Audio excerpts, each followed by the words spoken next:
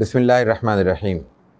अल्हम्दुलिल्लाहि रब्बिल आलमीन वल आक़िबतु लिल मुत्तक़ीन वस्सलातु वस्सलामु अला नबिय्यिहि व अला आलिहि व अस्हाबिहि अजमईन व मन तबिअहुम बि इहसानिन इला यौमिद्दीन। ट्रांसजेंडर एक्ट 2018 के हवाले से हम कुछ गुफ्तगू कर चुके हैं। आज की नशिस्त में हम इस बिल के पेश होने के बाद से लेकर अब तक के हमारी उन तमाम मजहबी क़ुव्वतों के किरदार को ज़ेर बहस लाना मकसूद है जो इस हवाले से कुछ करने या कुछ कहने की या सलाहियत रखती हैं या दावा रखते हैं। हम ये बात जानते हैं कि हमारा मजमूई तौर पर माहौल और माशरा मज़हब पसंद माशरा है। मजहबी अक़दार और मजहबी इक़दामात, तालीम और ताल्लुम, दर्स और फिर उसके हवाले से मुख्तलिफ़ नौइयतों के इदारे और शख्सियात, तंजीमें और तंजीमात कायम हैं और मौजूद हैं।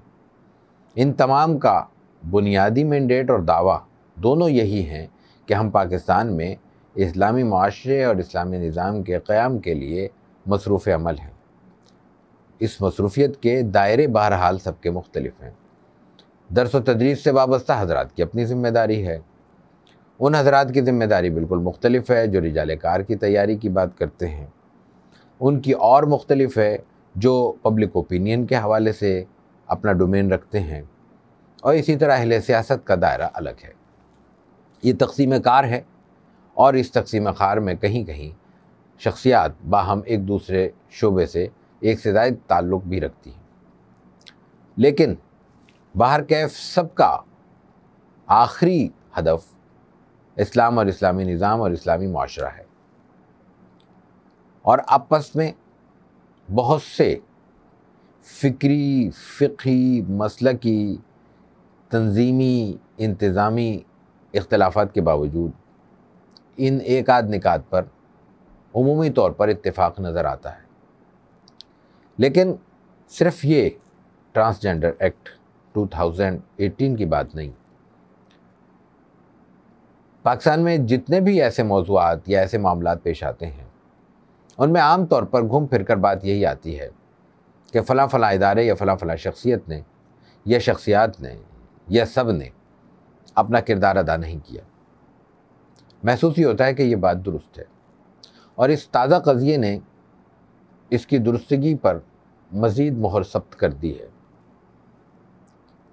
ये बात कही जा चुकी है लेकिन हम अपने बात को वाज़े करने और आगे बढ़ाने के लिए मज़ीद दोहराते हैं। ये बिल 2017 में पेश होता है। जैसा अर्ज़ किया गया, इसका तरीक़ेकार ये है कि ये पहले स्टैंडिंग कमेटी में जाता है, वहाँ ख़ासा वक्त गुजारता है। इस सिलसिले में जिस स्टैंडिंग कमेटी में ये बिल पहुँचा वहाँ मजहबी नुमाइंदगी मौजूद थी। सेनेट में मजहबी जमातों की किसी न किसी हद तक नुमाइंदगी मौजूद थी। लेकिन ये बिल पेश होता है, स्टैंडिंग कमेटी में जाता है, सेनेट में आता है, इस पे बहस होती है, मंजूर होता है। एक तो इस पे तमाम जमातें, तमाम तकरीबन बड़ी सियासी जमातें और उनके नुमाइंदे इसके मुअय्यिद हैं। दूसरी बात, इसके मुकाबिल सेनेट में बिल की मंजूरी तक कोई दूसरी राय हमें नज़र नहीं आती। सेनेट के बाद ये कौमी असम्बली में आता है। सेनेट के बरक्स कौमी असम्बली में इसका दौरानिया मुख्तसर है। मार्च में 2018 में ये सेनेट से मंजूर होता है और मई में ये कौमी असम्बली से मंजूर हो जाता है। कौमी असम्बली में दो ख़वातीन ने, दो मुख्तलिफ़ जमातों से ताल्लुक़ रखने वाली ख़वातीन ने, इनमें एक खातून का ताल्लुक़ जमीयत उलमा इस्लाम से है, एक का ताल्लुक़ जमात इस्लामी से है, इस पर आवाज़ उठाई। लेकिन दिलचस्प बात यह है, इस वक्त जो मुझे फ़िगर याद है, मुमकिन है उसमें कुछ इजाफ़ा हो सके, कि जब इन्होंने इस पे वोटिंग कराई इसकी मुखालफत में, तो इस बिल की मुखालफत में सिर्फ 2 वोट आए।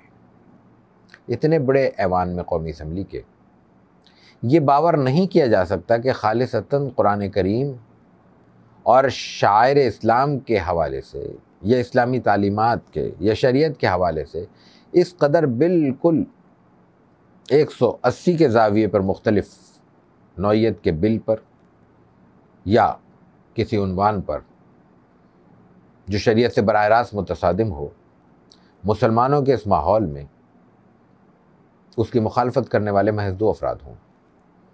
सिर्फ बराह रास्त मजहबी जमातों से ताल्लुक़ रखने वाले नुमाइंदगान की तादाद भी 2 से ज़ायद है। फिगर बयान करने की ज़रूरत नहीं।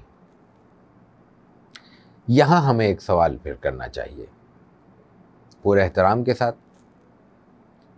और पूरे एहतसाब के साथ, क्या ये हमारा लॉस नहीं है? क्या ये हमारा नुकसान नहीं है? अगर मुझे कहने की इजाज़त दें तो ये हमारी नाकामी है, मुकम्मल नाकामी। और इससे बढ़कर मामला ये है कि इस नाकामी के बाद उस पर पर्दा डालने के लिए जो कुछ हम कह रहे हैं, और फिर इससे भी बढ़कर तमाम इदारे और शख्सियात जो पॉइंट स्कोरिंग की एक फ़िज़ा कायम किए हुए हैं, क्या एक खालिस दीनी मसले में इस दर्जे संगदिली का तस्वुर किया जा सकता है? नाकामी के बाद 2 सूरतें होती हैं। एक ये कि उसकी वजूहात का जायज़ा लेकर अपनी सफ़बंदी असर नौ की जाए, और एक ये है कि हार मान ली जाए कि अब हम इस मामले में कुछ नहीं कर सकते। तो ठीक है, एक सूरत यह है कि हार मान ली जाए, तो फिर पॉइंट स्कोरिंग का क्या मतलब? और अगर सफ़बंदी करनी है तो फिर इस सारी गुफ्तगू को लायानी करार देना होगा, अपने मसाइल को और अपने वसाइल को यकजा करके उनको देखना होगा, इश्यूज़ क्या हैं, मसाइल क्या हैं, और उन मसाइल के मुकाबले में हमारे पास वसाइल क्या हैं, फिर हम आगे बढ़ सकते हैं। तो आगे बढ़ने के लिए, आगे बढ़ने से पहले इस मामले में अपनी पसपाई और नाकामी का एतराफ़ ज़रूरी है।